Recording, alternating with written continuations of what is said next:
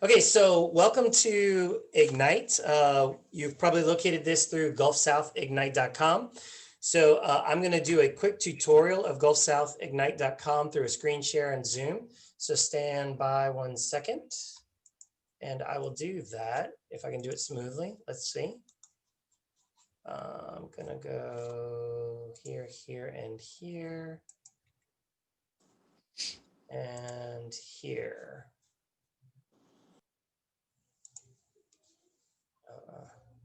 Back.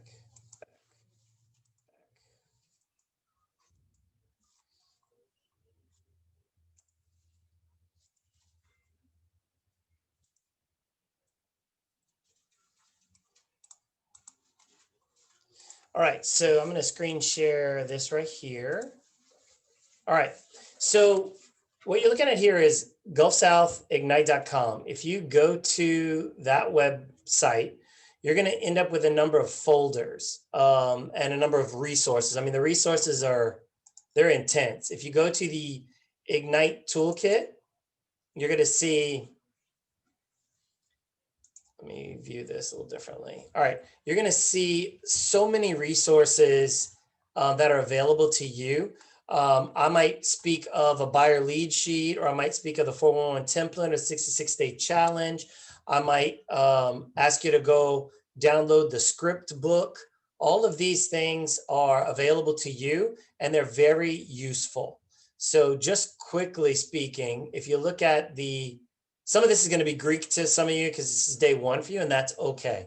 But there are two script books. There is an Elementals script book. That's this guy right here. And there is a Spark script book that's this guy right here. And I'm explaining the difference to those in a second. I just wanted to be able to put your eyes on this and all the resources that we have here. And this is all from Keller Williams Ignite. We just put it in one place that we hope is easier for you to find and use. You can find all of this at kw.com. You can go through your Connect website and get to all of this info. So it's not any secret. We just wanted to put it available to you in an easy way. If you go to weeks 1 and 2, that is the Spark session. That's session essentially the beginning. And right now we're looking at Spark number 1. If you open it up, you will see 3 resources here. There's the PowerPoint that I'm going to use today. There is the student handbook, and there's also the teacher or instructor handbook. The instructor handbook has all the notes that you're going to see me peek down to check and see where I'm at. And some of it is scripted, so I'll be reading straight from it. Some of it I've memorized. So you're welcome to look at it. There's no secrets. None of this is stuff I've made up. I will be throwing in some of my own experiences though. All right. So any questions on this? Great. All right. We're going to jump right into the PowerPoint.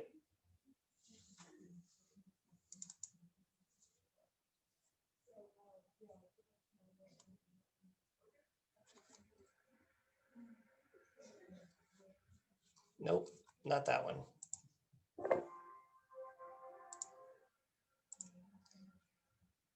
Let's see. This one.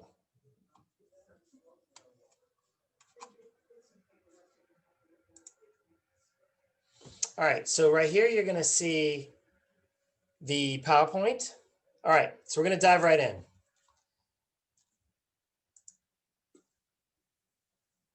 I am Wesley Stonicher. I am the assistant team leader at Keller Williams Realty Acadiana, located in Lafayette.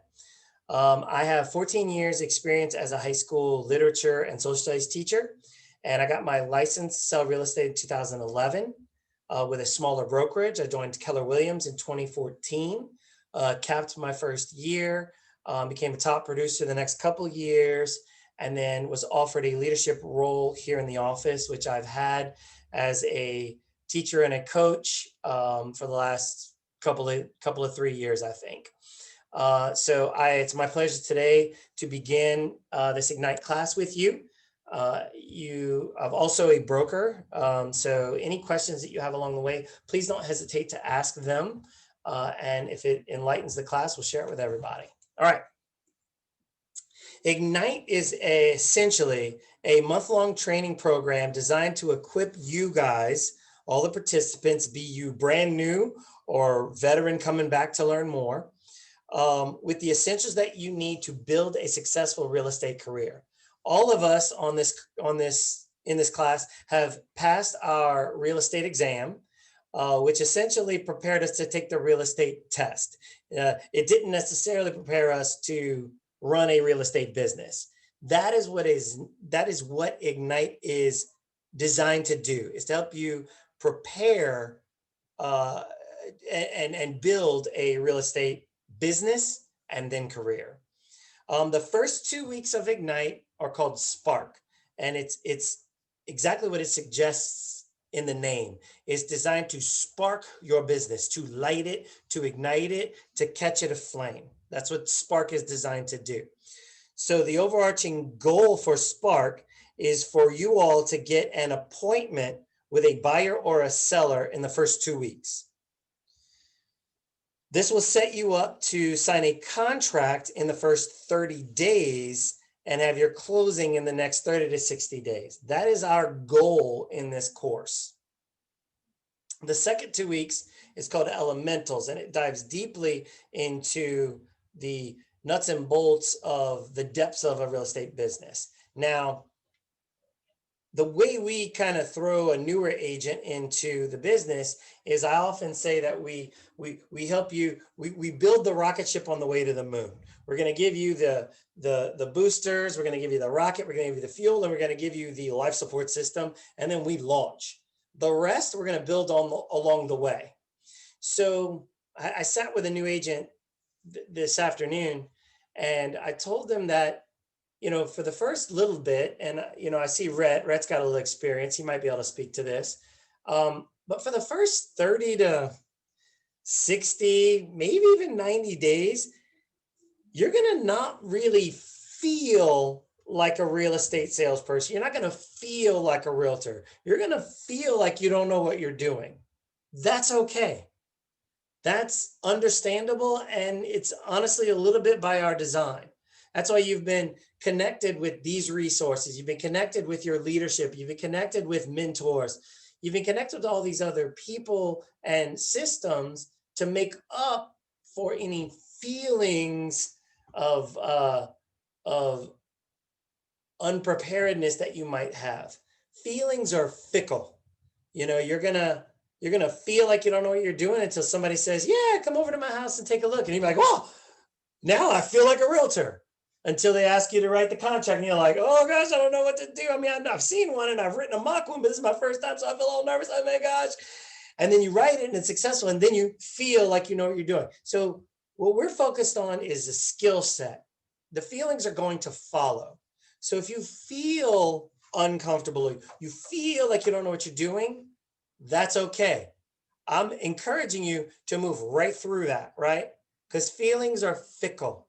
You might feel like you know what you're doing until the deal falls apart, and then you don't feel like, you feel terrible until the next deal comes up. You feel awesome. So feelings are, they come and they go, right? You wake up in the morning, you get dressed, and you're like, "Man, I just don't, I don't feel my best today." And you walk into the office, you walk into the store, and somebody goes, "Oh man, that's a great shirt, man. God, I love what you're doing with your hair. God, that's a good suit on you. You look fit. You doing something?" As soon as somebody says something, all of a sudden we feel good now. So feelings are fickle. We're going to leave them where we're going to leave them where they're at. But recognize them and understand them and know that we've all felt that way. And we all sometimes currently do feel that way, depending on our new situations. Trust the process, trust the system, and trust the people that have come before you. See, here's the interesting thing about success. Success leaves a trail. Those who have come before us left a trail of what to do and what to say that will lead to success. All we're doing is following the trail. That's it. All right. So we're going to trust that. All right. The activities we do every day, we're going to be working with the goal of building our database. We're going to be practicing scripts. We're going to be contacting prospective clients, usually people in our database, and we're going to be getting to know our market. In the next 2 weeks, you're going to establish the core activities and the habits that you will use for your entire real estate career. We're about building a foundation in Spark. We're going to follow up with returning agents and their activities following the previous class. We're going to be using this group here and this call and this video as an accountability source to hold us accountable to the resources and the activities and the follow-up that we've committed to do. All right, is everybody ready to dive in? All right. One of the things that helps us with accountability is understanding why we're doing this, okay? We often address this, or we often call this our big why. And our big why is going to be different for all of us. Some of us on the call may be looking to fund vacation for 2021. Some of us on this call are looking to build a real estate career so that we can leave our dual career, the thing that's paying the bills right now. Some of us have already left it and we're under the gun. We need to eat next month, so we gotta have a closing. So all our various whys, they're all different for all of us. Discovering your own is going to be very valuable. And sometimes your why can shift in what it looks like. All right. So I want you to, this might be a little weird, but I want you to go with me on this. All right. I want you to close your eyes, just take a break from note taking or anything like that. And I want you to envision your ideal life, what life looks like perfect. Just everything is the way it should be running. People are taken care of, everything, your ideal life. What are you doing for the people that you care about in this ideal life? What are you providing for them? What are you giving them? How are you influencing them? What charities do you support? What opportunities are you providing for other people that they weren't able to do before you showed up?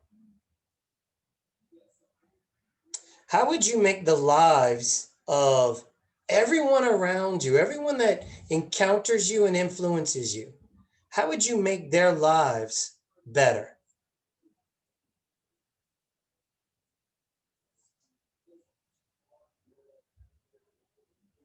Anybody want to share what that life looks like? You don't have to. It's just an invite.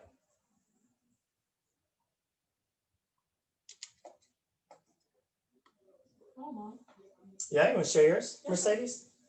Do I have to get up here? No, share it. Okay. I think we can hear. Yeah, just basically what mine looks like is, I'm not really sure that I actually want to leave my dual career. I just want to keep my real estate on the side, just for actually when I do get tired of my main career, because I actually do love what I do.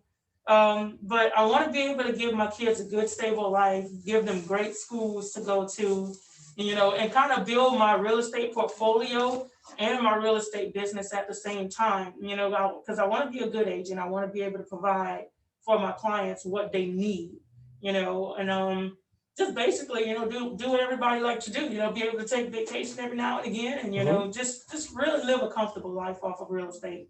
Okay, that's pretty clear. When I went into real estate, my goal was to continue teaching. I loved it. It was my calling. It was my jam. But it didn't provide. I wasn't able to succeed with my financial goals at that time with a teacher salary. So I went into real estate to supplement that teaching income. And here I am. I mean, I've gone through a real estate career and I'm back to teaching. I mean, here I am teaching you all. But the biggest difference is you actually want to hear what I have to say, whereas my high school students didn't really want to talk about Shakespeare too much. So your big why is that thing that drives you, and you're going to be doing a number of these exercises as you proceed in your real estate, in your Keller Williams career. Honestly, we're going to be looking at your big why throughout this, and you're going to codify it. You're going to define it more and more and more and more and more. And it's that thing that gets you through the activity that you know you need to do when you don't feel like it. Your why drives you through those moments where you just, I know I got to make this call and I don't want to. Well, your why drives you through that. Your why is the reason you're going to make yourself uncomfortable to make that uncomfortable phone call. So as you, if you came up with something that's real for you, go ahead and jot it down in your notes right now, or jot it down in your training guide. Just jot it down. If you came up with a good, solid something, let's not lose it. Go ahead and write it down just for yourself. It's important that we establish our mindset and our goals from the very beginning. Even jobs that we love have moments where we struggle to find the motivation. During Ignite, you'll learn a lot about the ins and outs of how to find and keep business. You'll learn everything you need to do to make a deal. The more connected you are with what you want to do, with what you want your success to be, the more you'll find that success. Has anyone heard of a limiting belief? Anybody, when I say that, you have any idea what that means? How would you define a limiting belief? Or give me an example of one. What does it sound like? What does a limiting belief sound like?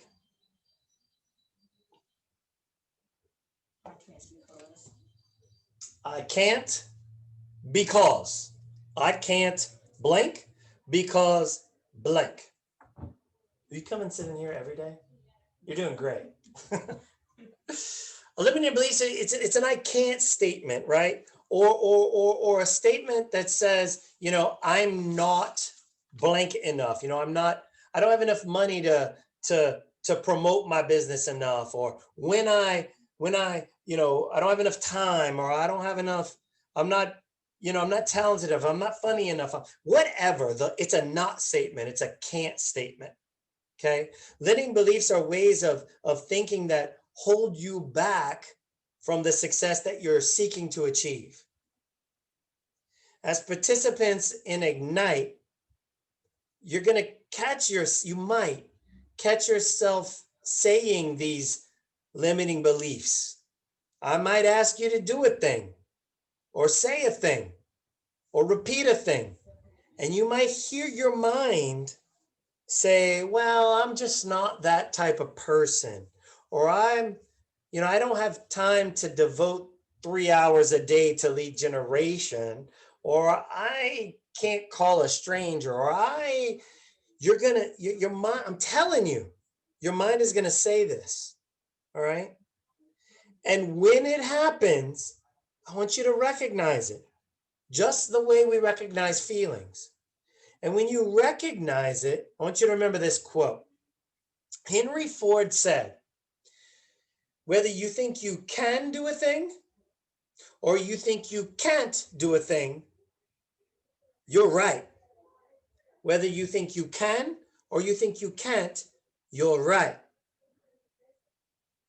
So we at KW, we switch that can or can't to things like I haven't mastered that yet, right? And this idea and this shift of mindset, it's actually changed the way that I raise my own very children, right? In my house, they could say a curse word, not really, but they could say a curse word before they can say I can't. We don't say I can't in my house. Pick up your own, but I can't. I mean, anybody who's ever met a child, I'm sure has heard statements like that, right? That whine, in my house, we drink wine. We don't speak wine. When my children, well, I can't, like, I'm sorry, baby. I don't understand what you're saying. I need you to not whine. I don't speak wine. Daddy just drinks wine. He doesn't speak it. Can you say that in a different way? So, I mean, the whining thing, we don't, Not in the Stonicher household. And I can't. No, no, no, no, no. We don't say it. Because as soon as they start to say it in the little things, that becomes the limiting beliefs that all of us hear in our heads, right? Well, I I can't do that. I can't do what she does. I can't do what he does. I'm different. I can't. We don't say that. I don't want to hear it. I can't. I knew that this was affecting my children when I heard my son. We were standing in the backyard. This is probably 2 or 3 years ago. He was 7 years old. We're standing in the backyard and he was trying to climb a tree, right? And he looks up and he says, Dad, I'm trying to climb the tree. I said, well, buddy, I said, there is no try. You either climb the tree or you don't climb the tree. He said, okay, you're right. I have made an attempt to climb the tree. I'm going to look at it a different way. And this is what he said to me, my 7-year-old. He said, no. Oh, I'm sorry. Let me try again. He said, Dad, I'm trying to climb that tree. And I can't. I said, buddy, we don't try and we don't can't. He said, you're right, Dad. He said, I would like to climb that tree and I haven't mastered it yet. I was like, this is insane. My 7-year-old is starting to repeat some of these things I'm actually saying in the house, and he's listening. So he looked at that tree and he knew he would climb it. He knew he could climb it. He hadn't found the way yet, right? So I suggested the ladder. I said, what would happen if you moved the ladder, buddy? He said, oh, that's a good idea, Dad. He moved the ladder and he used the ladder to climb the tree. Boom. But we began to remove that can't out of there. We all have these limiting beliefs and they're in there. They're programming from our own parents, from the books we've read, the experiences we've had. The interesting thing is we can begin to change that internal dialogue that we have. If when you face that I can't statement, you can convert it to an affirmation. An affirmation is a positive statement. It's an I can statement, okay? And we'll cover all that later. Henry Ford, let me end it with this. Henry Ford knew that your mindset is one of the factors that determines your success. As you go through Ignite, look for ways you're limiting your own success, and we're going to work to removing those barriers that you are putting in your way. You can connect with your goals. You can connect with your big why. You can, the way Gary Keller says it is, you can push through those limiting beliefs and achieve your goals. Now, what do successful agents do to do this on a daily basis? Here's what successful agents do every day. And we've broken it into two parts. They grow their business and they run their business. Now, this looks like a lot, all right? If you've ever, when we did Bold pre-quarantine, Bold looked at the 5 things that an agent needs to do every day. Those 5 things were lead generate, lead follow-up, go on appointments, negotiate contracts, practice and role play. 5 things: lead generate, lead follow-up, go on appointments, negotiate contracts, practice and role play. The new Ignite has fleshed those out into a little more detail. We've got 9 here. So they've taken the 5 and they fleshed them out into 9. And it's still very simple. To grow your business, this is what Spark is going to focus on. The next 2 weeks, we're going to focus on these 4 things because we need to get that appointment. So, number 1 is lead generate for buyers and sellers. It's the same, lead generate. Now, lead generate is a very simple way of saying maintain and grow relationships. Rhett has heard me say this. Real estate is not about real estate. It's about relationships. It's not about who you know in real estate. It's honestly about who knows you. Who knows that you are in real estate? And how do they know that today? What did you do today to let someone know that you were in real estate? That's lead generation. Generating the people or generating the connection to the people who are going to do business with you. Number 2 and 3 are generating those leads for buyers and sellers into presentations and appointments where you can help them see that you are the one that's going to help them sell their house, or help them see that you're the one that's going to help them buy that house.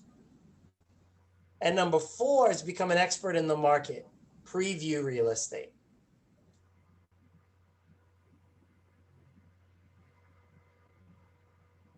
Told you a slide ago that success leaves a trail. This is the trail. This right here is the trail. Grow your business and run your business.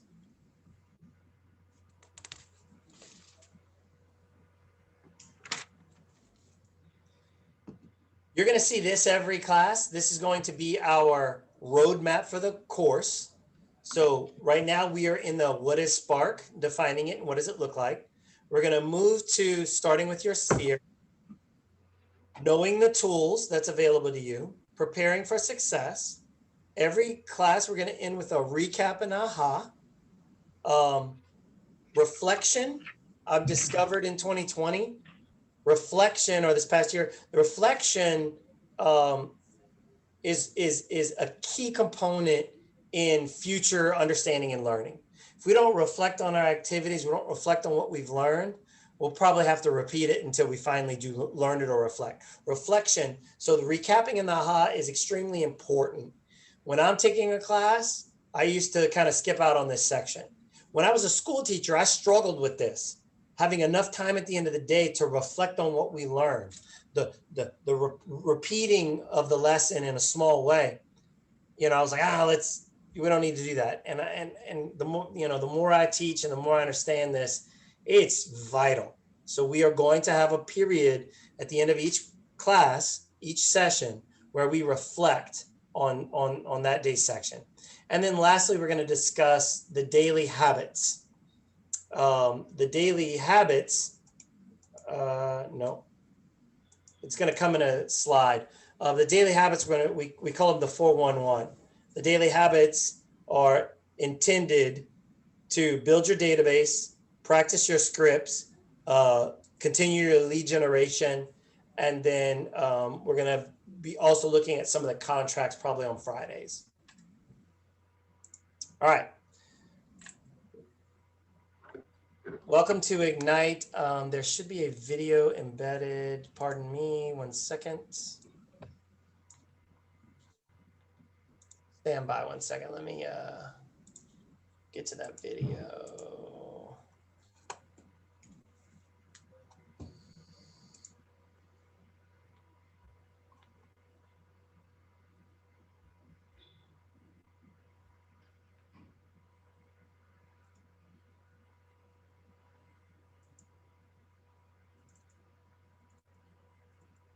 No.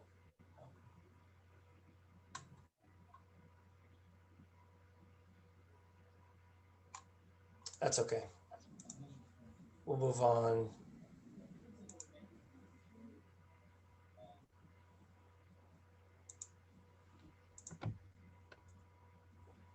We'll move on. All right. Thank y'all. Sorry about that. Take a look at this quote. This quote is something that is from the video that is not currently playing. That's all right. We'll move on. Nothing else about your business will have as big an impact on it as the number of leads you have. Your database is your business. The number of people that know that you are in real estate and think of you when they think of real estate is your business. Your business is going to come from those people who are thinking of you when they think of real estate. The number of leads you have will make your business predictable. Instead of doing the wheel and the up, down that some realtors find themselves in, your business will be sustainable and predictable based on the number of leads that you have. So some people have actually gone into calling their database their data bank, because it is the people that they mine for their business. Spark is going to cover the whys and the hows of lead generation.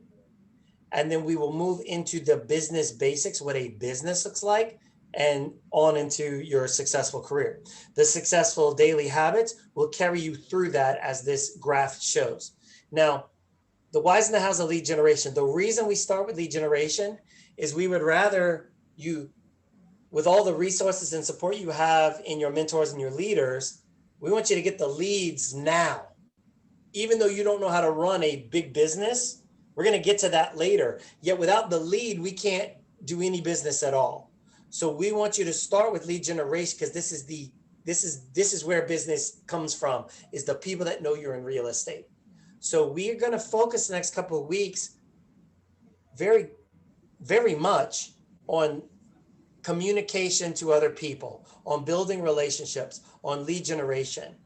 Even though you aren't necessarily knowing how to run a real estate business, we do it this way because we want you to generate the business so that you can do some on-the-job training if you have to. All right. Nothing can happen without the lead. So you can spend the next 3 months, being comfortable being a realtor, then spend the next 30 days getting a lead. Or we can spend the next 30 days getting a lead with the support of your mentors and your leaders, and get paid. The day you get paid is the day you feel like a realtor. That works for me. According to the National Association of Realtors, 66% of sellers and 41% of buyers find an agent through a friend.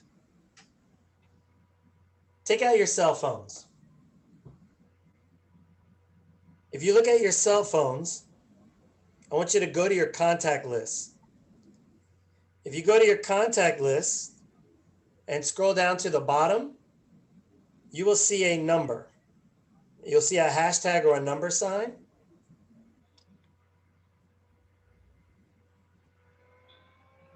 That number sign should show you how many contacts you have in your phone.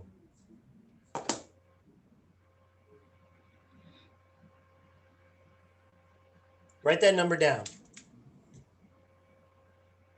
You everybody find it? All right. I want you to take that total number and I want you to multiply that by 6%.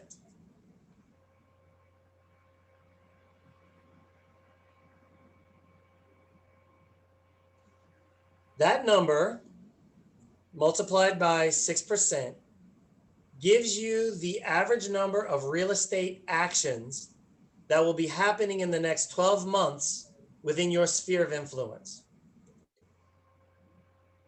Anybody want to share their number? You can unmute yourself and share your number. 19.4. 19.4. All right, that's the number of real estate transactions on average, based on NAR statistics, that will be happening with the people in your phone. So 19 transactions. That might be, 8 listings and 9 buyings, or whatever. That math doesn't work out. 10 listings and 9 buyers. But that's the average. There's 19 pieces of business right there in your phone, Rhett. Now, if you take that 19, I'll just use Rhett as the example, and you multiply 19 times our average commission in our market center, right, in our marketplace. Let's say, the average is between 4,000 and 6,000. Let's just say 5,000 in the middle. That's $95,000 that's going to be going through your phone, right? How many transactions did you want to achieve this year? 24. 24. Statistically speaking, 19 are already in your phone. Now, will they choose to work with you? The one way that you can help them to choose to work with you is by letting them know in multiple and different ways that you are in real estate and that you can help them. If half of those choose you, you're a third of the way to your goal with just the people that you already know. Is that enlightening to anybody? This fact, this statistical fact, is why we choose to start with our sphere. We start our real estate careers by building our database. And to build your database, it makes sense to start with your sphere of influence. Your sphere of influence is, if you were in the center, it's all the people that you have direct contact with. This is your sphere of influence. Your family, your friends, your neighbors, the people that would, essentially the people that would know your name if you saw them out in the world. That's your sphere of influence. You can also include everywhere your money goes. If you have swiped a card somewhere or put in a chip reader or paid cash, if you have spent money with somebody, they just entered your sphere of influence. Because if they want you to continue spending money, then they need to support your business. Am I right? So if you spent money somewhere, you just bought the right to ask them for a lead. You just bought the right to ask them if they know anybody in their life looking to make a move soon. You just bought that right. And they better support you because you need money to support them. All right. Your sphere of influence are the people that you've already met. They already know, they trust, and they respect you. Therefore, they are likely to be willing to help you because people like to do business with those they know, trust, and respect. You have established reciprocal communication with the people in your sphere. If you call them, it's not weird. Now, there's some people in your phone right now that you don't really know how they got in your phone. That's okay. We still gonna call them. We're gonna ask them. We're gonna say, "Hey, Steve, you're in my phone. I don't have your last name. I don't remember why you're in my phone. I really would like to figure this out. My name is Wesley. I'm at work at Keller Williams. I was a school teacher for a while. Steve, do you have any idea how we know each other?" "Well, yeah, Mr. Stonicher, this is Steve from homeroom class of 2001. I'm like, "Oh, Steve, man, sorry, bro. I didn't have your last name." "Yeah, Mr. Stonicher. Hey, you still doing that real estate stuff?" "Yeah, I'm doing the real estate." "Okay, hey, man, look, I'm thinking about getting a place." "Oh, I can help you." It can happen like that. It has happened like that for me. Okay? It happens. So don't freak out if you got people in your phone. Don't delete the numbers. Call them. See if they remember. You're going to have that number in your phone. A good friend of yours from 5 years ago. You haven't talked to him in 5 years. And you feel guilty. Remember, feelings are fickle. Guilty feelings can be fickle. You call them and just call it out. "Hey, man, it has been 5 years since we talked. I know it. How you been?" They gonna be mad at you? Probably not. They didn't call you in the last 5 years. They're gonna be happy to talk to you. And gosh, if they're not happy to talk to you, if they hate you, great. I mean, we got that out of the way. Maybe you could fix it. Maybe not. Either way, clear them out of your database. Practice. All right. The contacts in your phone are a good place to look for people in your sphere who want to make a move soon. Would you prefer to do business with people you know and trust? My guess is yes. I always want to I'll represent strangers in real estate. Sure, I did. Yet they weren't strangers for very long. And I'd much rather represent people that I knew and trusted already. because I knew they weren't going to drop me for another realtor after I've already worked with them for a while.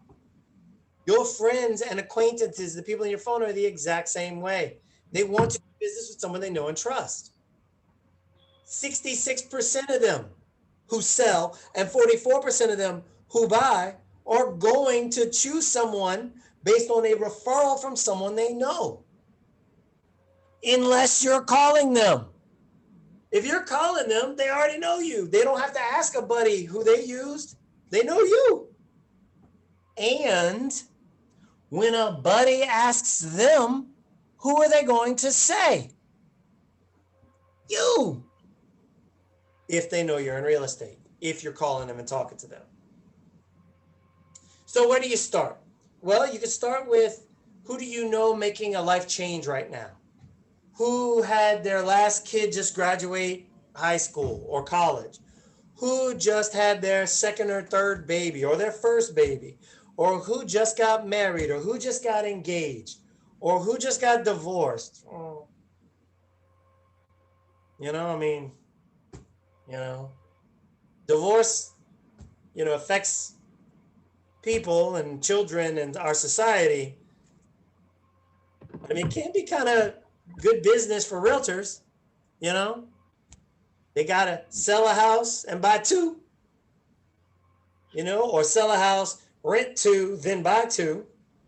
If you can maintain a good relationship with all parties, I mean, you can help them in a very significant way to maybe make that divorce a little less stressful. You can handle the real estate side. Major life changes.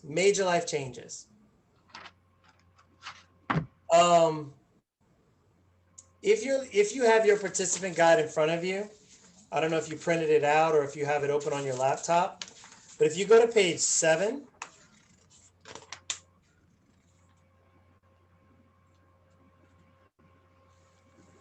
page 7 has a chart that looks like this. And it helps you begin to start with your sphere. It helps you begin to kind of look at who in your sphere of influence might, who is in your sphere of influence. Who do you know is going through a life change? Who does not yet know that you are a realtor?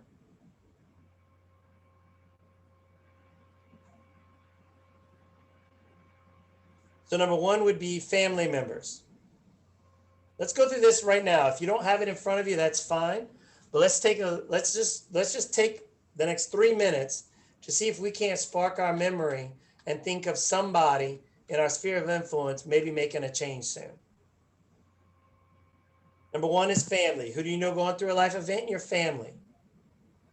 Who does not yet know that you are in real estate? Who have you not spoken to in the last 2 weeks? It's Christmas and New Year's. It's the perfect time to call that person you haven't spoke to in a while. You have the perfect excuse. Hey, I wanted to start 2021 off on the right foot. I want to wish you a happy new year. How's your business going? Is there any way I can help your business grow? Boom. If you do that 100 times in the next week, you're going to have business before we can blink an eye. Who in your friend group? Who are your parents of your friends when you were a child? Or who are the parents of the friends of your own children?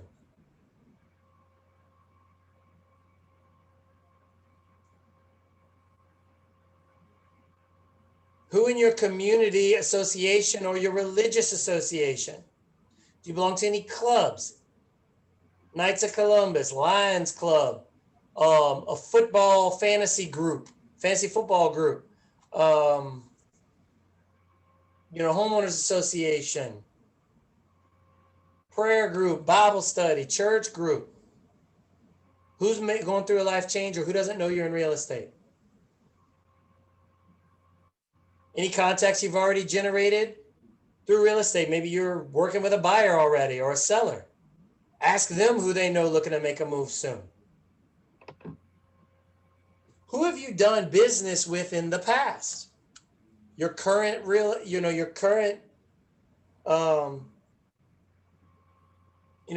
your current job or your second career right now, or your past career? Who did you work with in the past that might be going through a change or doesn't know that you're doing this yet? Who is your college study buddy or your accountability partner back in college? Or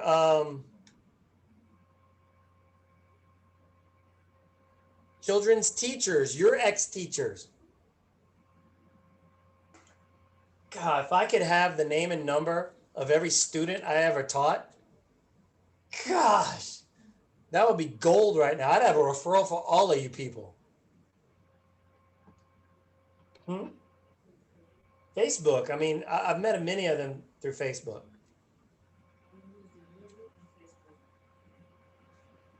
God, I need to go back and get the yearbooks. You're right. You're right. Okay. Stand by. I might have referrals for you guys.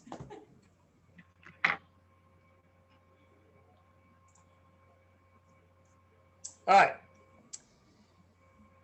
Staying in touch with your sphere in multiple and different ways is extremely important. And here's why. This graph shows that the average person, according to NAR, the National Association of Realtors, the average person moves every 8 to 10 years. Here in Lafayette, I would suggest that it's a lot shorter. I would suggest that the average person moves probably every 3 to 5 years, maybe 3 to 7 years. Especially with the oil field, we have people that move in and out of Texas. That there's a lot of movement in Lafayette. We have the medical field moving in and out. They come in for residency, they move out. There's all kinds of things. We have a major college, and we also have a major tech school, or I guess community college. So people are moving in and out of here on a shorter basis. That's my opinion. But let's just say it doesn't matter. People are moving every so often, right? The challenge with a realtor in our business is trying to judge when a particular person is ready to make that move, right? So if you're looking at this graph, they make a move. So they start at the top of the graph. They slide down this graph to the bottom, and from here on up, the bottom would be they make a move. Here on up is the likelihood they're going to make the next move. All right. Here's the likelihood that they're going to make the next move. And these are years, these are job changes, but this can be fast forwarded. They could get a new job offer and they're ready to move. They could, have a new baby and they're ready to move. They could have something a little more predictable would be maybe a kid graduating and moving out of the house. That might prompt the next move. Retirement might prompt the next move. So some of these things, these life changes, we can judge and possibly predict. But the point of this scale is to show that the factors in someone choosing to move are so vast, you can't really predict it. If we could, we would call them the day before they want to make their decision to move, right? If we had some sort of indication, tomorrow they're going to choose to move, so we'll call them today. Let's do that. I mean, if you could get that, some sort of minority report, that'd be great. The reality of that is that's non-existent. We have to stay top of mind with them periodically in various ways, sort of forever. So if they make a move, and let's say you help your buyer buys that house in the next next 90 days, you help a buyer buy a house. If you don't speak to them for 3 years or 5 years or 8 years, they're not going to remember you. 90% of buyers would use their agent again if they could remember their name. What the heck? It's not your client's job to remember you. It's your job to make sure they never forget you. And we do that in various and different ways.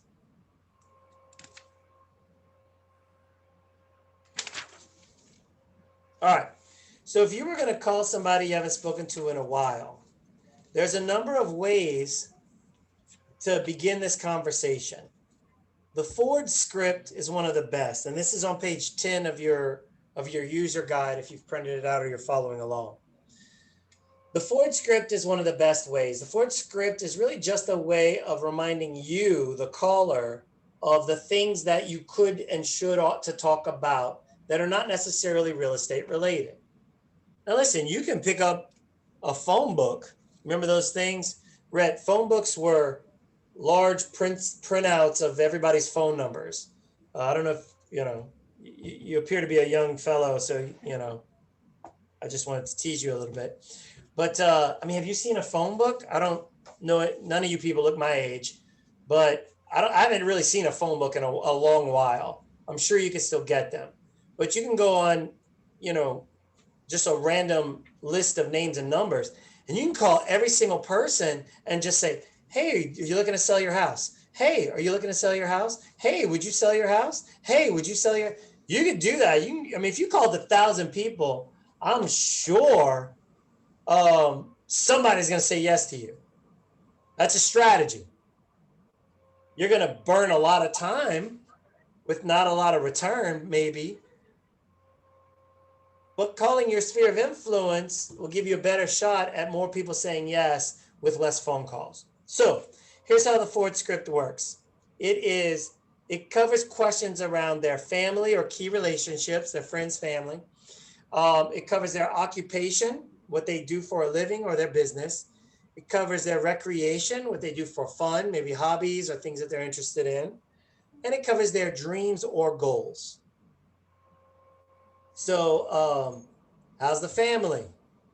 Are you still working at that place? Are you still enjoying skiing? Hey, did you ever pursue that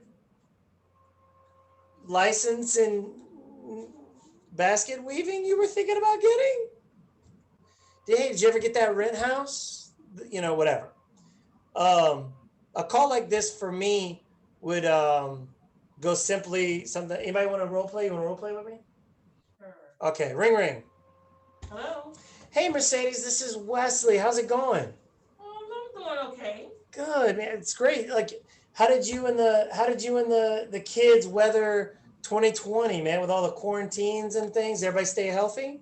Yeah, for the most part, it's just been a little rough, a little stressful, but yeah, we're all good. Man, I'm sorry to hear that. Any particular stress? Um, Basically just trying to keep up with bills and everything, that's it. Okay. Well, what are you doing to pay the bills lately? Um, You can make it up or whatever. Bouncing basketball on the corner. People like to see that. All right. So you're bouncing a basketball in the corner and taking tips. Yeah. Okay, great. Well, shoot. I mean, if you could be doing anything else, what would that be? Probably selling real estate. Oh, okay. You interested in a career in real estate? Yeah. Well, great. Well, listen, Mercedes, that's what I'm doing right now. I'm happy to buy you a cup of coffee and tell you what I do, and maybe I could help you get off the corner, basketball bouncing, and get into, maybe help you get into real estate. I have some time tomorrow morning. You want to get together for a cup of coffee? Yeah, sure. That sounds great. Great. Let's meet at the CC's by Albertsons. Awesome. It's a simple call, right? How you mom and them? How business? Man, what did y'all do during quarantine? What are y'all doing for fun now the weather's pretty? How did you spend Christmas? Did you get to see the family? What'd you get for Christmas? I mean, it could be anything. Hey, what are your big plans for 2021? What's your big goal? It's a very simple conversation. You should have this conversation with every single person in your phone, and you will have all the business you want in the next 90 days. Questions on this? I'd like to say a little something that happened to me over the holidays, if that's cool. So I didn't really want to call some people that I had numbers to, like more like friends, family, not friends my age, but more like family members or friends of my parents, but I had their number. So instead, I just asked my mom for their address from like graduation or, different ways she might have their address. And I went to Target, got some little Merry Christmas, Happy New Year cards that were blank and wrote each one out, and included a business card, sent them out. And then I happened to go New Year's Day evening to a friend's house to a little bonfire, and his parents were actually the ones who hosted it. So we went over there, and turns out I had even forgot. I sent them one, and first thing they said when I walked in, "Oh, we got your card. Thanks for sending it." And then a little later through the night, they were asking how real estate was, and they actually told me, "Yeah, we're actually thinking about selling and moving, downsizing." Maybe in a year or two once I retire and all this stuff. And then when we were talking about that conversation, one of these other people that were at the fire, which I never even met before, said he was thinking about buying. So he asked for my card. Basically, 2 days and that was New Year's Day. Didn't expect that. At a bonfire. At a bonfire. That's awesome. Now, Yeah. since So I mean, let me add, go ahead. it's definitely showing me that like you never know where you're gonna find business or leads from You never just know where anywhere. you I've never had know people at where your coffee next lead. shops already that, you know, Yeah, man. So you didn't want to call them. What? Let's talk about that fear, the fear around that for a second. Why didn't you? Now the letter sending is absolutely a strategy. We're going to talk about it. It's very valuable. All the things. What made you? What's the fear around calling them? well, I went through my contacts already and called just about everyone. There was a few that like I have their number, but I don't think I've ever called them before for anything. So like I felt like I didn't it was just me. Like I knew it they wouldn't take it in a bad way or anything. It was just me and being like, well, I mean, it's just gonna be a little awkward. So instead, with Christmas coming up, I decided to just write out a whole bunch of little cards. I hand wrote all of them. My girlfriend helped me write half of them. She wasn't Perfect. doing anything, so like they can't tell. I included a That's business card. leverage. I came up one day. I just like went on Word document. I wrote out a bunch of different ways to write them that were like get to the point, but not seem like it's just business. And came up with a good one. Then I started just writing each one out. And then once I wrote them all out, I would just address them. And I went to the post office, mailed them out, and got all the addresses as well. So, for a lot of these people. But it was mainly just because I didn't want to just call them out of the blue and be like, hey, yeah, well, I wouldn't ever call you for anything. But by the way, I'm in real estate, and like I knew a lot of them had already heard that I was in real estate because I've been on like Facebook, Instagram. I've been telling everyone I know, and so it was I don't know. It was just me. It was a me thing. So I just decided to try since it was Christmas coming up, just to use the letter option to get the Perfect. last bit of people that I wanted to contact out of the way and let them know. Perfect. Would you call them today?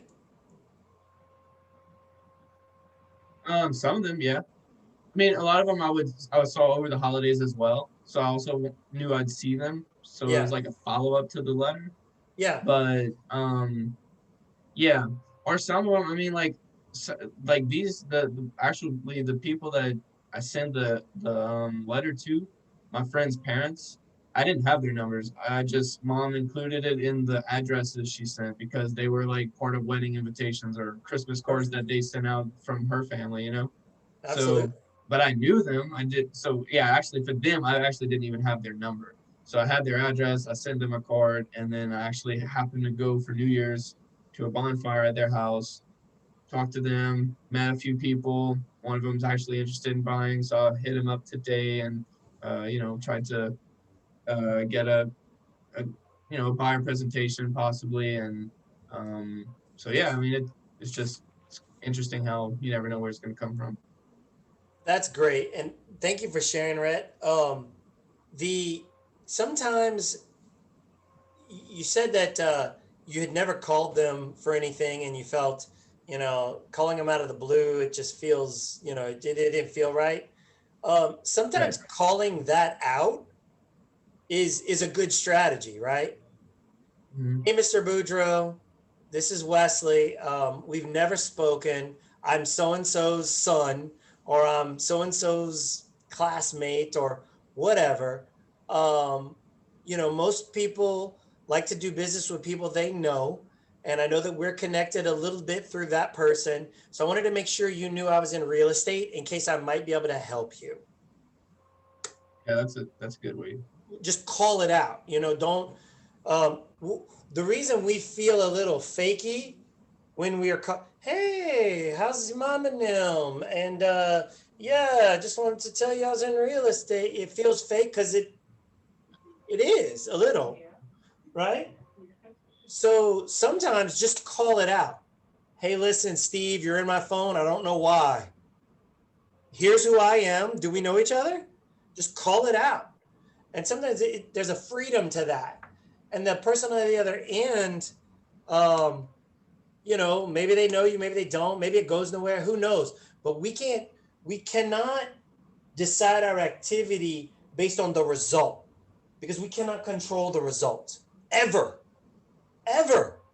The only thing that we can control is the activity we use to get there. So sometimes, for those situations that you just mentioned where you're like, there's no reason. I've never called them. There's no reason. Sometimes calling Mhm. that out is a good way of getting through that. And if you really think about it, if you call them for sale by owner, you've never called them, never spoke to them. They don't even know anybody that you know. So just do it. That's right. So Mercedes mentioned, when we get to the point where we're calling for sale by owners, that's a call out of the blue. We don't know them, so we got to figure that out, right? Um, Red, I did have a really good idea. Well, I think all my ideas are good. I had an idea, Rhett. So you sent out the Christmas card. Um, it might be kind of cute to do your business card with like a sticky note that says, you know, just in case my card got thrown out with the wrapping paper, and just resend that like this week, just a quick, just in case my card got thrown out, with the wrapping paper, or just in case my card got packed up with the Christmas decorations and ended up in the attic, or here's a spare, just some sort of silly thing with Okay. your card. It's like quick, man. You just bang out a whole, but you put the post-it note. It's not going to cost you anything, or it's post-it notes, but it's also got that sort of loose, kind of funny, kind of no pressure thing, but they're thinking of you again. Hmm. And you put it in an envelope, you mail it right out to them. Um, that might be something to think about doing. Oh, and Happy New Year. P.S. Happy New Year. Um, but again, you enlist your girlfriend and all the other people to help you write those. But that might be a cool follow up, to your Christmas card, because didn't you say you put a business card in the Christmas cards? Yeah, I kind of wrote it out to say, Merry Christmas, Happy New Year. I hope your family has a great holiday season, and then please help me as I begin my new career in real estate with Keller Williams. Blah blah blah. You know, It's something like that. So I mentioned how I just started real estate. I asked if they knew. I used you for this honestly because you told me that was not asking them to let you know, but asking them who do you know that's looking to buy or sell. So I included that in the card as well. And if please share my contact with anyone that would be looking to buy or sell in 2021. And I also know, I mean, it's just a great time of the year for me, especially because I just started that like New Year. I can literally just call everyone and be like, hey, it's New Year, new me. I'm going for Rookie of the Year. I need your help to get there. I want to pass all these other people up, and like I can't do it without your help. So no one's gonna get mad at me for calling and asking that. Never, never. Yeah, Mercedes. I I have one more little piece of advice, and I think it's a great piat of advice that my Why don't you come last- up here? Okay. Okay. One little piece of advice, since you're really good at mailing out stuff, and I'm not that great at mailing out stuff, but when you mail in your business cards, they're like magnetic strips that you can go buy from Walmart. Stick that on the back of your business card. So instead of your clients, when you mail that out to them, instead of putting it in the drawer, they're able to stick it on a refrigerator door. And guess who they're going to be looking at every single time they have to go in their refrigerator for something?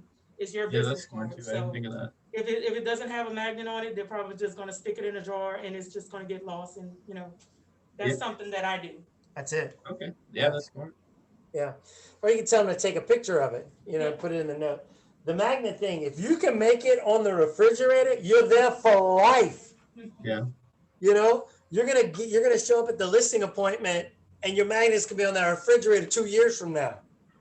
Love it. Love it. Keeps you in their face. It keeps you in their face constantly. Yeah.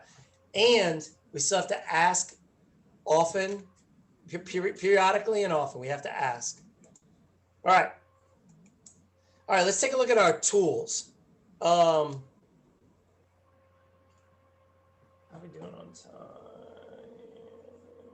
Okay. All right. So the vision of Keller Williams Technology is to be the real estate company of choice for both agents and their customers. One of the ways that Keller Williams is doing that is by making everything easier for both the agent, you as an agent, and for your customers and the interface between the two of you guys. How many of you use a cloud product? Just wave your hand. Anybody use an iCloud or a cloud product? Do you save data in the cloud? Great. The purpose of that cloud is to make it easier to get and store your information across multiple systems or devices. A cloud makes your experience easy and seamless, no matter what it is you're trying to do. Keller Cloud connects all of the tools you need to manage your contacts and your database. It connects all the tools you need to track where you are on a deal, and it adds reminders to remind you of what you need to do, and it even allows you to easily communicate with your clients. The two main tools that we have are Command, which is like a homepage for every agent's business, and our KW app. Now the KW app is there so that consumers can use it and use basically your brand, because it's branded by your name, to search for listings or to get information about the deal that they're doing with you, the KW agent. Command allows you to see homes your clients are interested in the KW app, so that you have more insight into what it is that they want. Command also is like having an assistant, because you could set all the reminders there and they sit right there in your pocket. You could set future events, you could set reminders, you could set tasks, all these things. Command is an integrated end-to-end Keller Cloud platform that contains business critical applets for running and growing your business.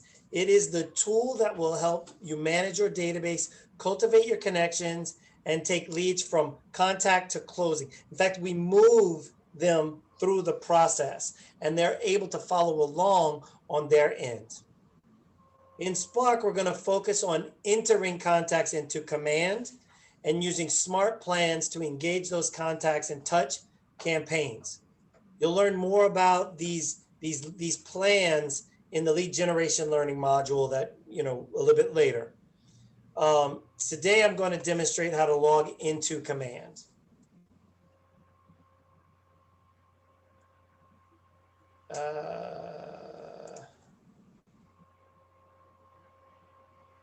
Okay, so if you go to kw.com, you will get to a sign in. Mine's already entered there. And that logs you, whoops, I entered my KW command, sorry. Uh-oh, there we go.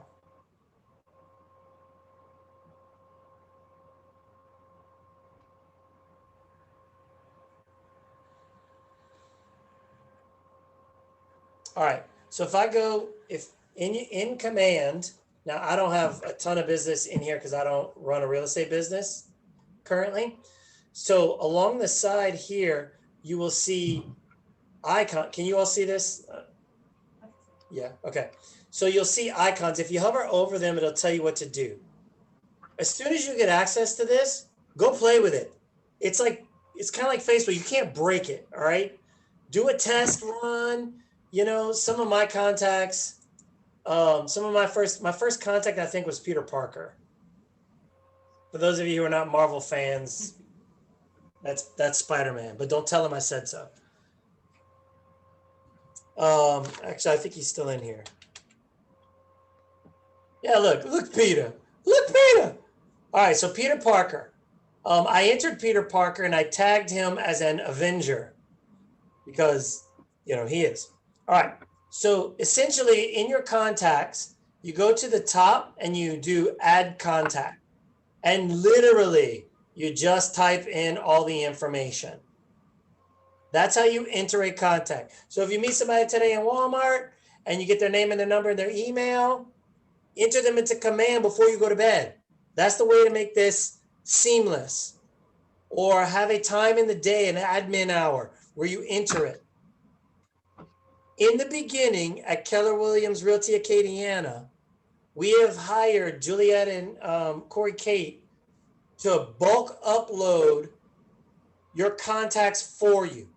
All you do is you make an appointment with them and they will do a bulk upload. They will use the import option right here and they will help you bulk upload from your phone, any emails you have. You did this with them? Did they use social media? I think they can upload from some social medias.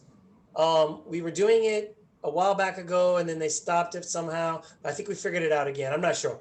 But here, we will give you a head start with uploading all of your contacts. And then all you got to do from there is go in and fill in what you don't have, right? So let's go to Peter Parker. I realize I've got Peter's number and I've got Peter's email. I don't know what neighborhood he lives in. I know it's in Queens, but I don't know where it is. So I would call Peter and ask him for his address. Hey, Peter, I want to send you a belated Christmas card.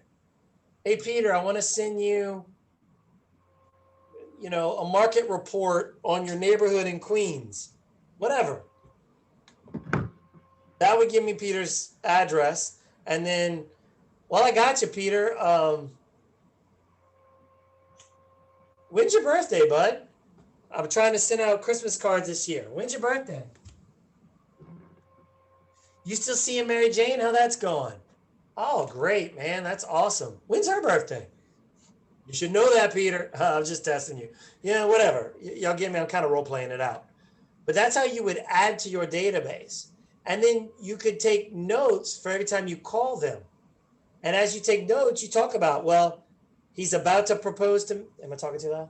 You're talking very loud, but I just want to come say hi. That's just. You guys know Lance, the Money Man Callahan? How y'all doing? We never figured out the thing up there. No. This is not a bad alternative, though. It's okay. I raised the screen. You raise me up so I can zoom on mountains.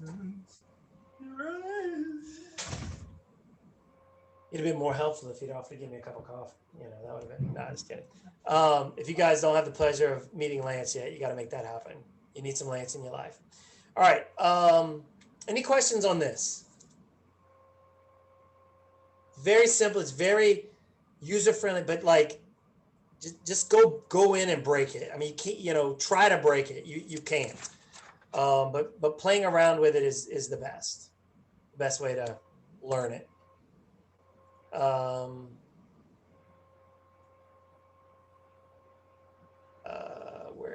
Let me go back to my.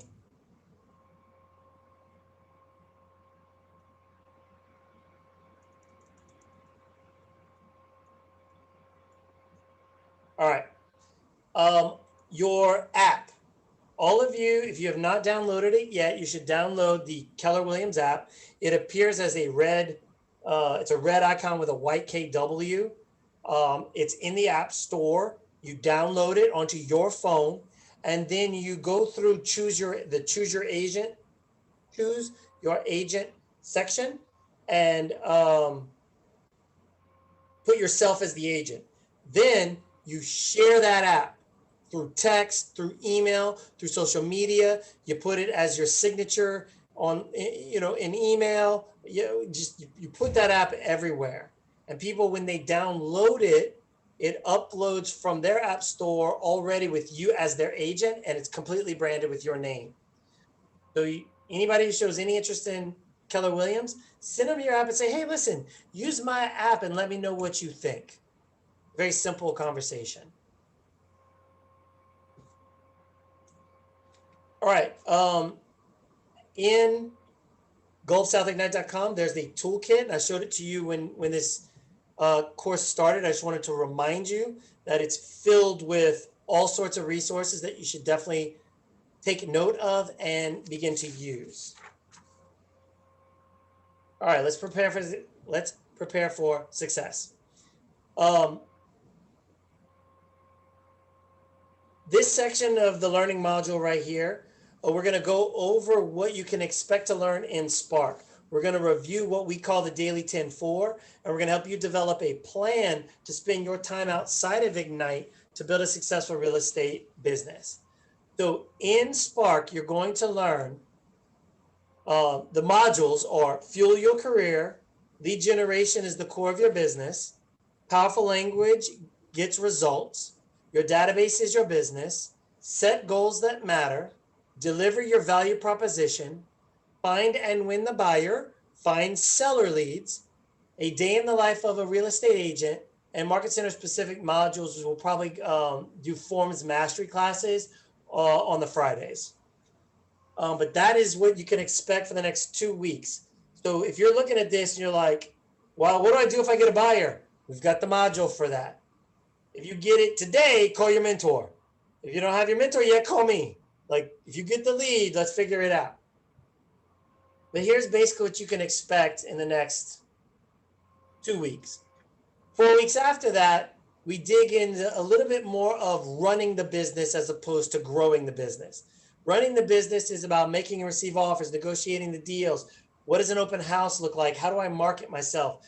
What is prospecting? What's the difference between prospecting and marketing? How do I do a seller appointment? How do I do a listing appointment? What does that look like? What do I bring with me? What do I say? That's in the next 2 weeks after the first 2 weeks. That's week 3 and 4. We cover all this stuff. If you are particularly interested in one of these today and you don't want to wait 4 weeks, we have recorded a past Ignite session that you're welcome to go and look at. It's in the Gulf South Ignite videos section. So you're welcome to look at it. All right. This is the activity that I think is the core of Spark, of Ignite. We call it the Daily 10-4. It's 10, 10, 10, 10 activities you do daily or weekly. So the first one is grow and manage your database. What that looks like is you are to add 10 contacts to your database a day. That means what I just showed you in command, add 10 a day. Now that's adding 10 new contacts a day.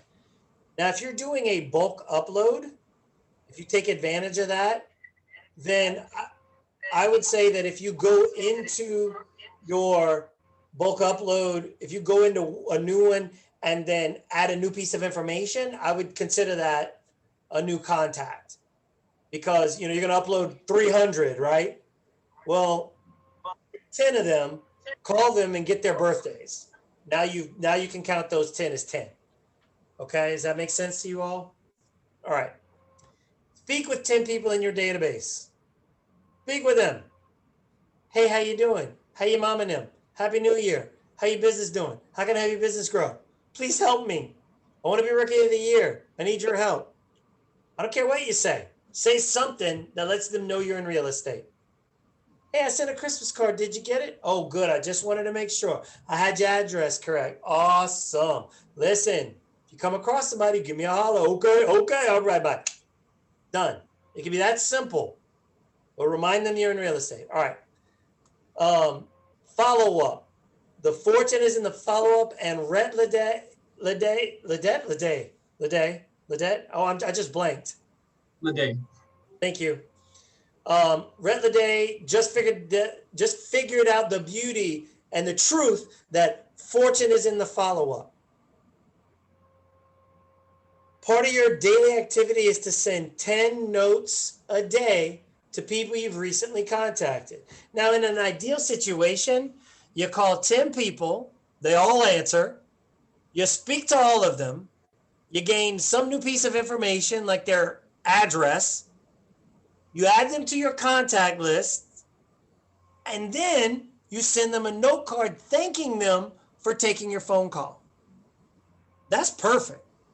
That's all 10 with 10 people. Last thing is you preview 10 homes per week. Those 10 use.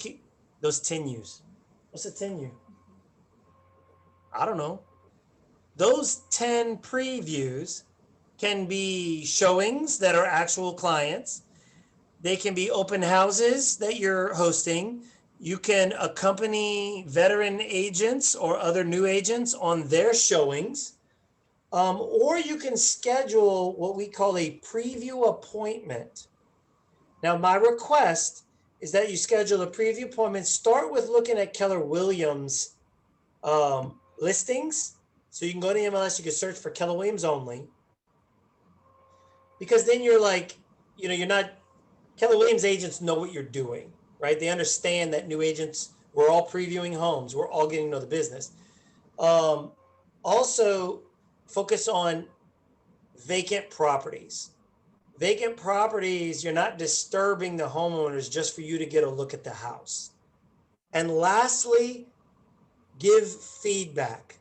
Tell them that the green wall is distracting. Tell them that a dog peed on the floor. Tell them that the house smells like cigarettes. Give them feedback, because listing agents often can use your feedback to accomplish a goal or to help a seller see something that the agent has had difficulty getting them to see. So leave feedback. That's the ask. Any questions on this? The daily 10-4. All right. Make the most of Spark. All right. The remainder of your day is not time off. I got you for 2.5 hours. The rest of the day is not free time. It's time to visit your 2 core goals for every day. Grow your business and run your business. So the daily 10-4 is what you should be doing the rest of the day. So you guys join me at 1 o'clock. I'm going to have you out of here. I'll have you out of here by 3.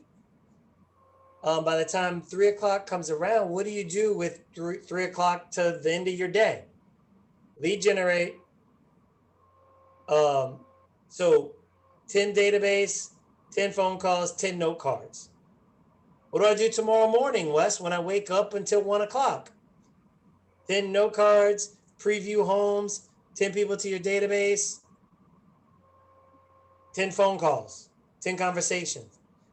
Practice and role play. Pick a script, role play it, practice it in front of the mirror, say it over and over and over and over and over and over again until you internalize it, until it becomes your script. Read The Millionaire Real Estate Agent. We call it the Red Book or the MREA. You can go into KW Connect and watch other videos provided by Keller Williams Realty International, Keller Williams International. Train yourself, focus on your schedule. These are all the activities you should be doing when you're not in class with me. All right, what are your takeaways? What's one thing you're going to take away into your business today?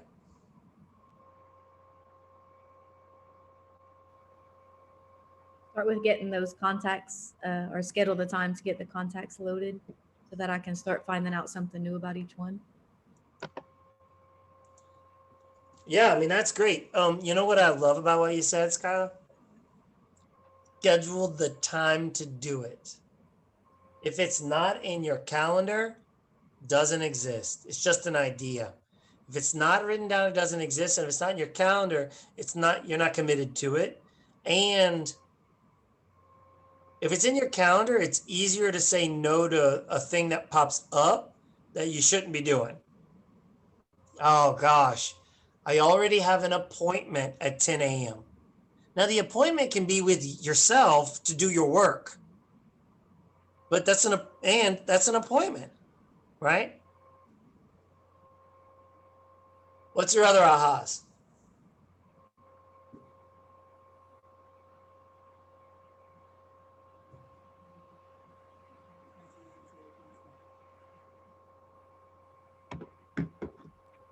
I'm gonna definitely have to just call myself out, because I don't really know anybody here. I just know I got my boyfriend to give me all his contacts.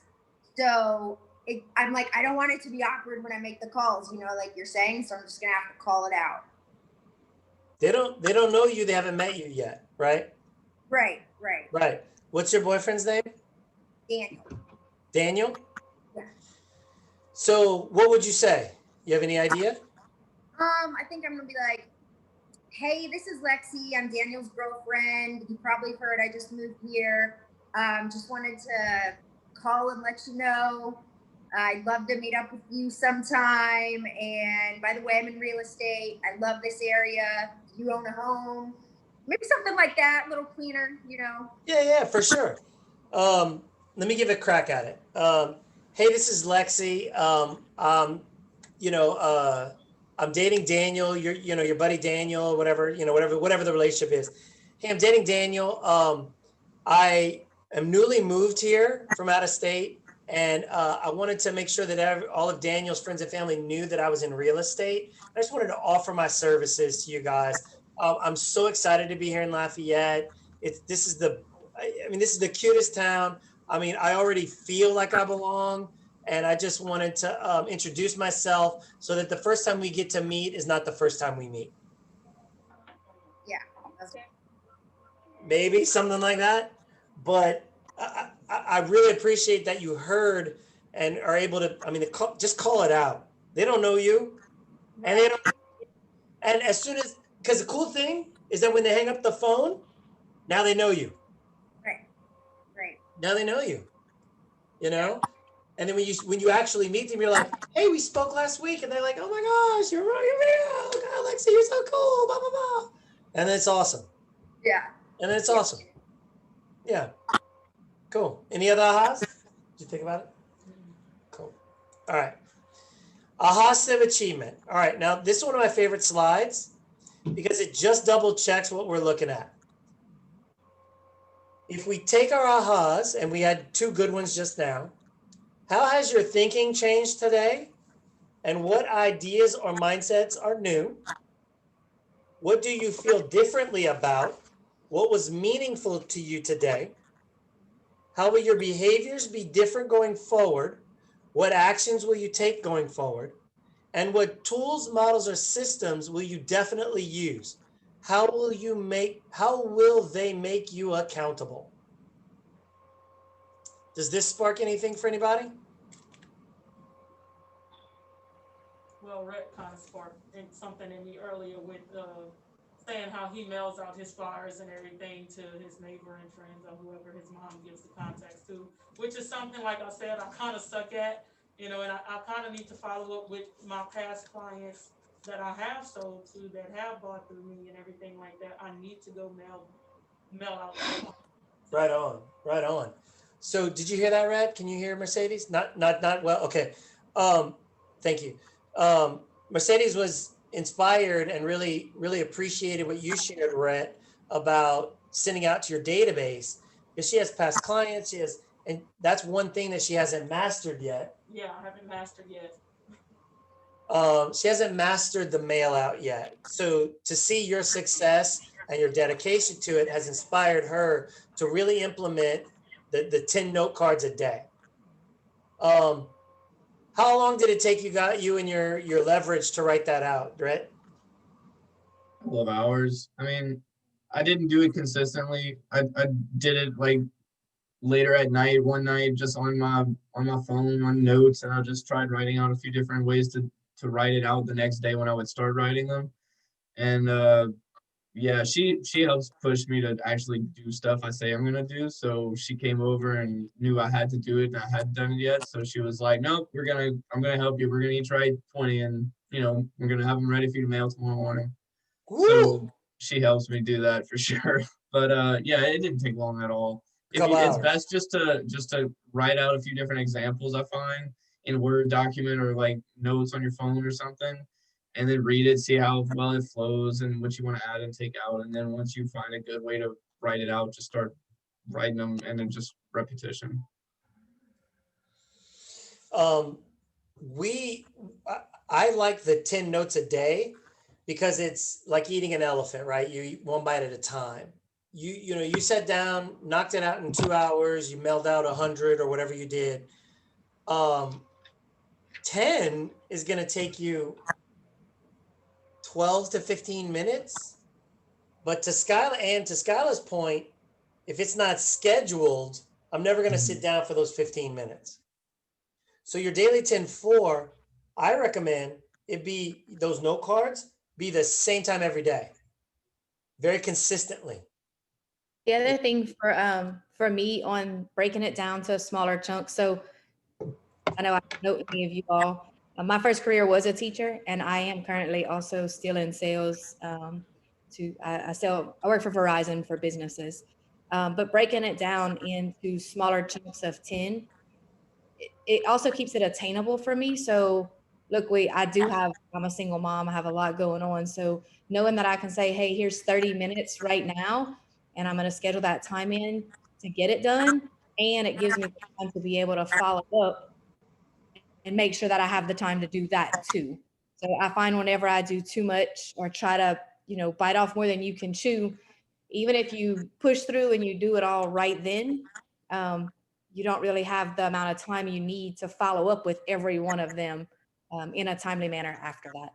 So I really like that it's just 10, 10 is the goal if you need it. If, sometimes you can say, hey, I have extra time today and I can do an extra 5, as long as you make sure you have that time to follow up, um, in the future in a timely manner and not forget about it. And once we get more proficient in using the command tool, you can set yourself the reminder, contact them in 1 week, next Wednesday, whatever. And then when you open up your command next Wednesday, that reminder's right there. So that's really helpful too. I find it really useful to use a day planner that has the day broken down by hours as well, and just trying to fill it out the night before or the morning of the day. And most of the time you can't fill it out exactly, but you get an idea of what you got to do that day.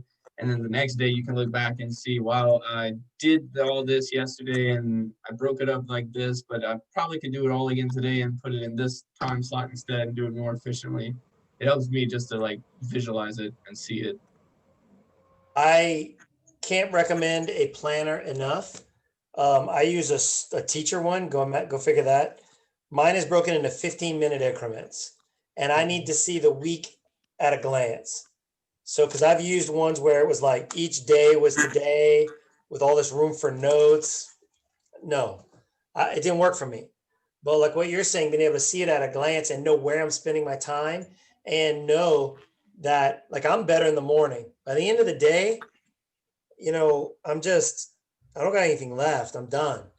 But so I need to do my planning in the morning. I need to do my whatever in the morning, and being able to see it at a glance is a really, really, really useful tool. All right, just as a reminder, 10 contacts added, 10 conversations a day, 10 handwritten notes, and 10 home previews per week. This is the question I'm going to ask you every time you show up to this class. What number are you on? How did you do? This is the accountability. These are the activities we can control. And this is the success that has led, this is the trail that those that have gone before us have left. If you do this, you will succeed. All right. Last thing I'm gonna cover before I let you go is scripts. Now, has anybody ever used a script? Anybody ever been in a play? Yeah. Skylar, you used sales scripts in your other business? Yes. Yeah. Why do you use them, Skylar? Well, first of all, when I first started in sales, I was a high school math teacher for a long time and then a technology director for a school system. So when I left that to go to sales, I'm kind of like you said at the beginning, those feelings are like kind of overwhelming. And I'm like, oh God, look, I was a great teacher and I could help teachers use technology to do better in their classrooms. But I had never, in my mind, I had never sold anything. So it was really nerve wracking for me. And so the scripts allowed me to really just be comfortable with what I was going to say and not feel like I was going to just stumble along the whole conversation. It also helped me just get to know I asked other people for their scripts too. I didn't just use the set ones that were given. I asked what works for you, and quite honestly, it was kind of a hybrid of everything that I learned and Sure. Absolutely. make it work for me because I wanted to sound like me. I don't want to sound like you. If I try to be you, I'm not you. So it's not going to work well for me. But I can learn something from you and add it to mine. So it helped me learn. It helped me feel comfortable whenever it was time to pick that phone up. Thank you so much. That's great. I mean, that's exactly what I would have expected you to say. If you were at the team meeting last week, I gave the example of if I gave you 50 names and I said, call them and tell them you're in real estate.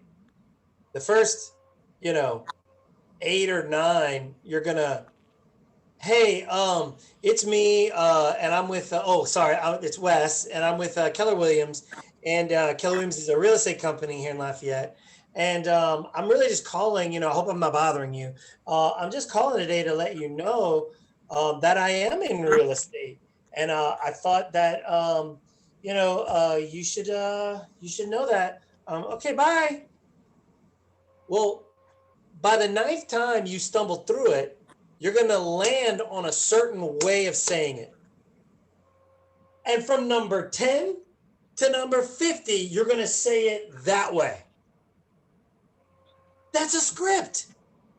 It's just a script that you landed upon sort of organically with, not on purpose.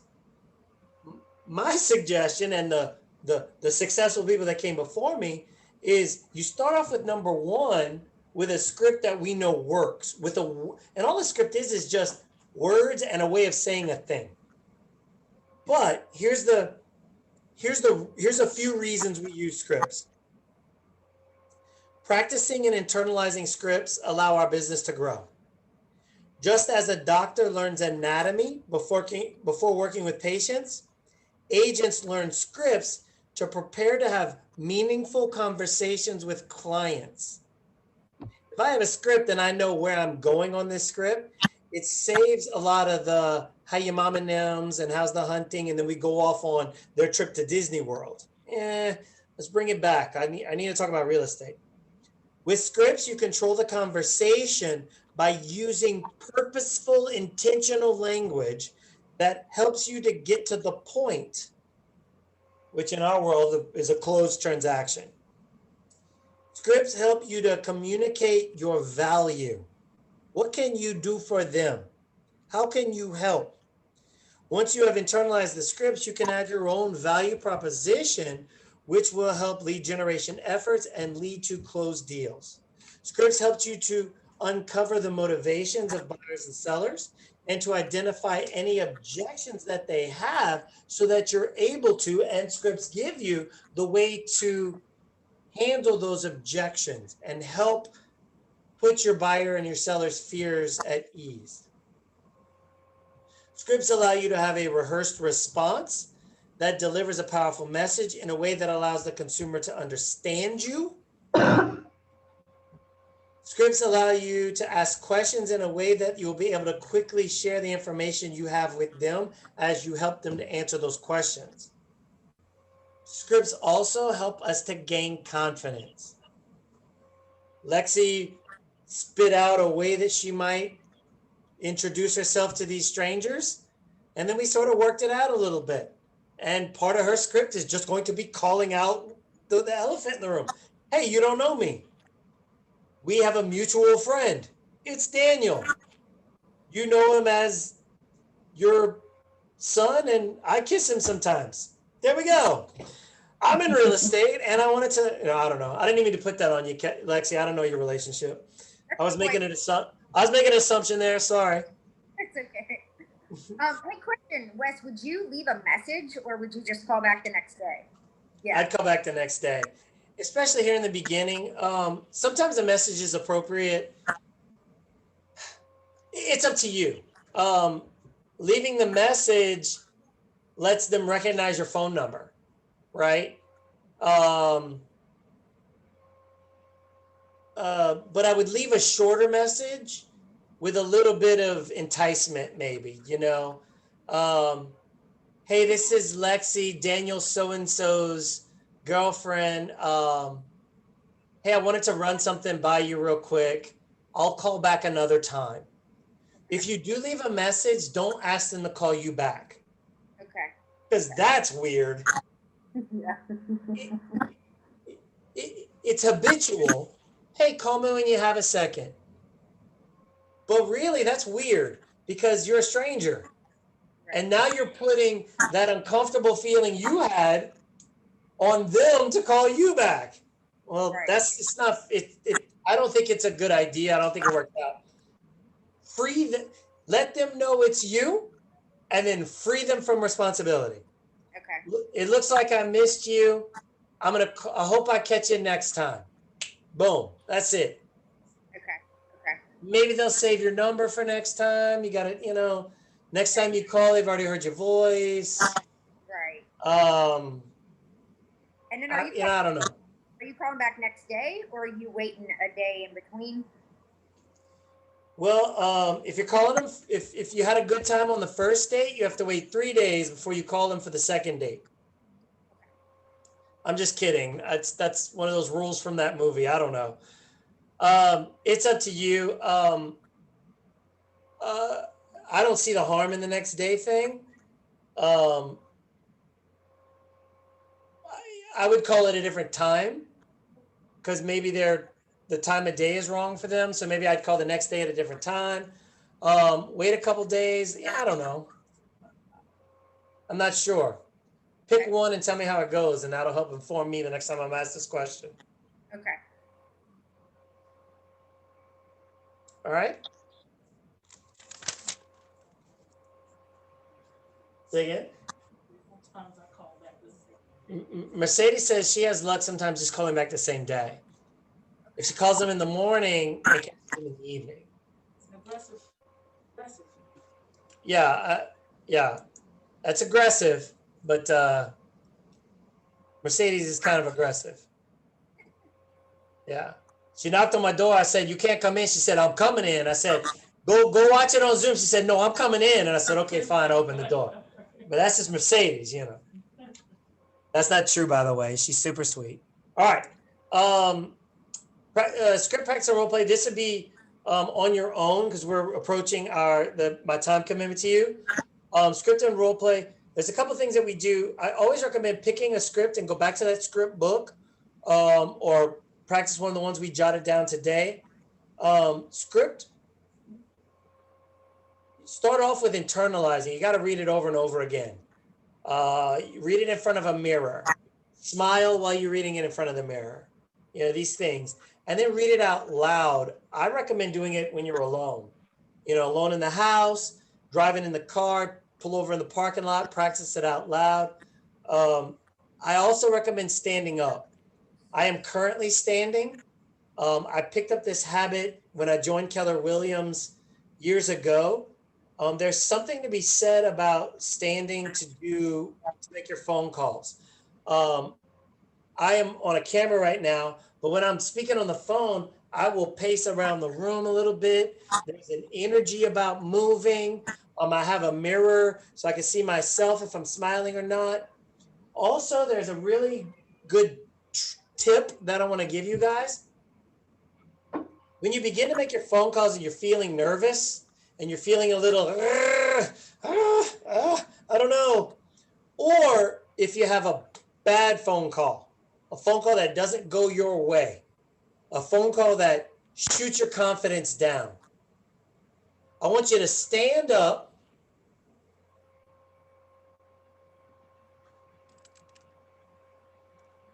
and I want you to do the Superman pose.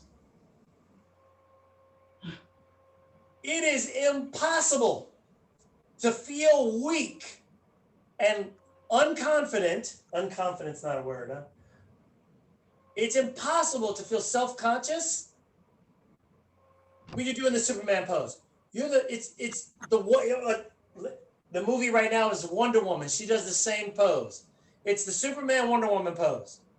If you do this pose and you say, I got this, and you go and make that phone call, I mean, you got it. Some people shadow box, and they, whatever you got to do to hype yourself up. Some people play a song and they yep, that's my song, that's my jam, boom, they make a phone call. If you watch the video from last week, Ricky Romero bounces a ball. He's always got a bouncy ball, and he bounces it down, he bounces it down, he bounces it down, and then he makes his phone call. Whatever you got to do, your heart rate, your body, your energy, all of that comes out in your voice. All of it. You can hear when somebody smiles. You can hear it.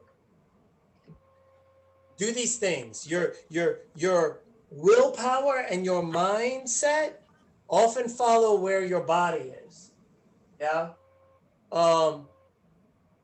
If your schedule has you making phone calls in the afternoons after you eat crawfish jambalaya for lunch, your body's gonna want a dip, and then your phone calls are probably a dip. Okay, so think about it. Eat an apple for breakfast and make some phone calls. Energy, energy, energy. All right, so there is a compliance or a do not call list. If you do find a number somewhere along the line that is on the do not call list, or if you feel like they might be, the recommendation is you check all numbers. That being said, anybody who's in your phone, that's not a do call list. They're your sphere of influence.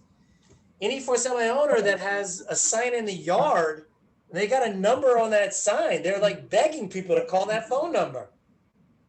I mean, you've got a number in your yard.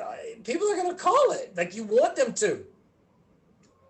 But if you come across somebody who's on the do not call list, or if you come across somebody that you didn't know was and you didn't notice it, or maybe they're new to it and it's not updated yet or whatever, if they tell you they're on the do not call list, you say, I'm so sorry, I must have missed that when I checked.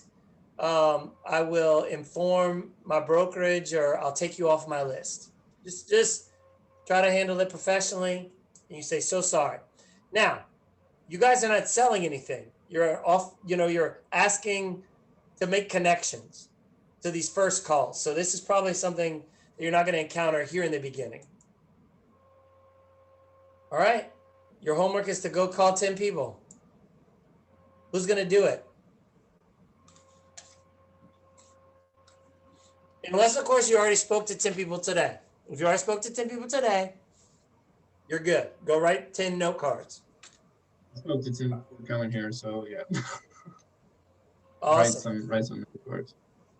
Awesome. Okay. Well, I'm at my time commitment with you all. I'm going to go ahead and let you go. And Wes, I have a question. What's the name of it's golfignite.com, or what is the name of that exactly?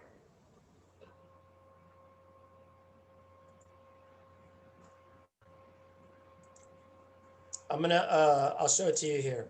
It's okay. Gulf South Ignite.com. Okay. GulfSouthIgnite.com. And it'll have the Zoom link, which is this Zoom link here. You'll have the Ignite materials, and it also has the videos. If you go to the video section, it was one of our first runs during quarantine, and it will have the video sessions right here. So you can play them, and it's basically a Zoom call like this one recorded. So in fact, like I'm recording this one, I'm going to replace number 1 with this. Okay. Okay. Are there scripts in there, or we just kind of go off of our own, whatever comes natural to us?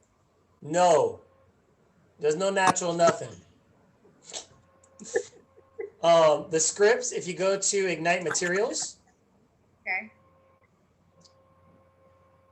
thank you for asking this question, by the way. If you go to this toolkit right here,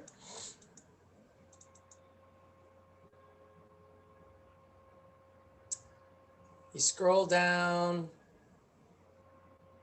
to the Spark script book. You can actually download it. But you could scroll through and it's got, oh no, I'm sorry, I'm doing the wrong thing. Here, I'll download it for you and open it. So the script book, it covers, you can go Mercedes if you need to, I'm done. I don't want to keep you. I'm new to real estate. I'm new to Keller Williams. Bye, you guys. Bye, Mercedes. Call the referrals. So an example would be, let's look at the new to real estate. Hey, this is Lexi. I'm Daniel. I'm Daniel's boyfriend. I'm new to, whatever. I mean, you can use this entire script right here. I'm calling to share that I'm now a real estate agent with Keller Williams. I thought of you because you're Daniel's boyfriend and I don't, you're Daniel's friend. And I don't know anybody here. So this is me trying to reach out and be the best girlfriend and real estate agent out there. Whatever. I don't know. I mean, I'm being a little silly, but this gives you the meat and the bones, that you can draw from to make yours specific. If it's somebody you already know, or if it's somebody you kind of know, here's why I'm calling, right? I'd like to share my app with you. Can I send you my app and hear what you have to say? If you're Daniel's friend, I trust you. So I'd like your input on my new app because I haven't got any input on it yet. Whatever. Ask them for help. It's all written right here. Is that helpful? Yes, thank you. All right, cool. Any other questions? What was the name of that app again for the consumer? The app? Yeah, it's Keller Williams. Let me stand by.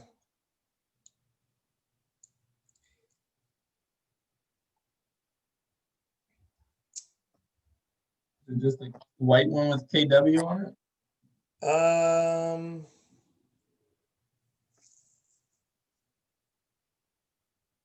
Yes. I searched Keller Williams Realty, and it's the white block with the red KW. So if you share that with people, they can do what with it? So if they open it, they could do a market snapshot of where they're standing. So it shows them all the homes that are listed in the area that they're standing in right now. Okay. It also separates them by neighborhoods. So see how the neighborhood is outlined? So if they like a particular micro area, they can set that as their neighborhood nurture, and then it updates them. It'll send them emails and it'll keep them updated on what's going on there. They can also save particular properties, and they can contact you. So they could set up a search parameter the way they would do like with Zillow or anything like that. But the thing about this is they can contact you directly. So let's say, I'm just going to pick a random house. All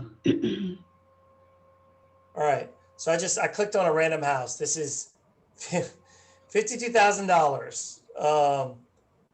They can save it, or they can share it, or they can ask your agent. So if they click ask your agent, they're going directly to you, not some random realtor out there. They want Okay. to schedule a video tour. They're scheduling it with you. You're the one that gets this information. If they ask an agent or schedule something using a Zillow app, they're going to get whatever agent is in rotation, and that's how you can lose your client.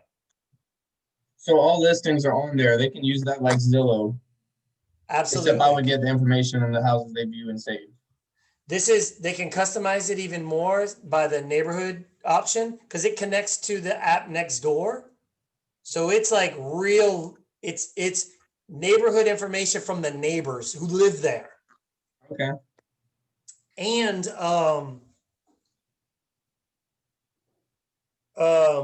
it's, I don't know if I could, it's probably more updated than, see, Zillow goes into stuff like Zestimates and all those kinds of things, and they're always so misleading, and they're way off. So, you could probably help them to see that this app is better because it's more in alignment with what they're looking for. Okay. Awesome. Cool. Okay, guys, I will see you tomorrow for round 2. Okay. Thank you. You're Thanks. welcome. Thank you for joining me. Bye.